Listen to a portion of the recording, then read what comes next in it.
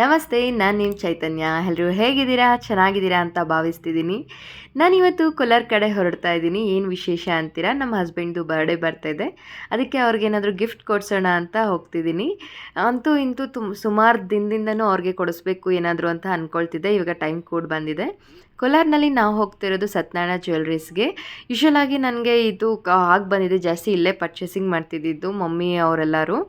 ಒಳಗಡೆ ಹೋಗ್ತಿದ್ದೀರಿ, ಏನು ತೊಗೋಬೇಕು ಅಂತ ಅಂದ್ಕೊಳ್ತಿದ್ದೆ ಅಂದರೆ ನಾನು ಅವ್ರಿಗೆ ಕಿವಿ ಓಲೆ ತೊಗೊಳ್ಬೇಕು ಅಂತ ಇದ್ದೆ. ಅದು ಸೂಟಬಲ್ ಆಗಿ ಇವತ್ತು ಸಿಕ್ಕಿದೆ. ನೋಡಿ, ತುಂಬ ಚೆನ್ನಾಗಿದೆ.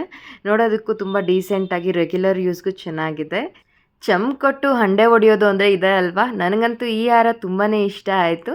ಹಾಗೆ ನಮ್ಮ ಶಾಪಿಂಗ್ ಎಲ್ಲನೂ ಕಂಪ್ಲೀಟ್ ಆಯಿತು. ಹಾಗೆ ಕೋಲಾರ್ಗೆ ಹೋಗಿರೋದ್ರಿಂದ ಕೋಲಾರಮ್ಮನ ದೇವಸ್ಥಾನಕ್ಕೆ ಹೋಗಲೇಬೇಕು. ಸಂಜೆ ಕೋಲಾರಮ್ಮನ ದೇವಸ್ಥಾನಕ್ಕೆ ಹೊರಟಿದ್ರಿ. ಎಲ್ಲ ಚೆನ್ನಾಗಿತ್ತು ದೇವಸ್ಥಾನದ ಎನ್ವಿರಾನ್ಮೆಂಟ್ ಇಲ್ಲಿ. ಸುಮಾರು ವರ್ಷಗಳಿಂದನೂ ನಾನು ಈ ದೇವಸ್ಥಾನಕ್ಕೆ ಕೋಲಾರ್ಗೆ ಹೋದಾಗ ಮಿಸ್ಟೇ ಮಾಡದೆ ಬರ್ತಾ ಇರ್ತೀನಿ. ಅಷ್ಟೇ ಅಲ್ಲ, ಈ ದೇವಸ್ಥಾನಕ್ಕೆ ಹೋಗಬೇಕು ಅಂತಲೂ ಬರ್ತಾ ಇರ್ತೀನಿ.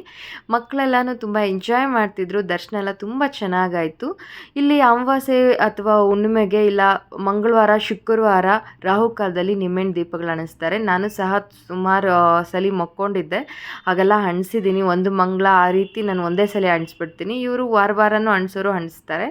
ಪ್ರಸಾದ ಅಂತೂ ನಾನು ಎಲ್ಲೋದ್ರೂ ತುಂಬ ಇಷ್ಟಪಟ್ಟು ತಿನ್ನೋದು ದೇವಸ್ಥಾನದಲ್ಲಿ ಅಂದರೆ ಪ್ರಸಾದನೇ. ನಂಗೆ ತುಂಬ ಇಷ್ಟ ಆಗುತ್ತೆ ಚಿತ್ರಾನ್ನ, ಪುಳಿಯೋಗರೆ ಕೊಟ್ಟರೆ.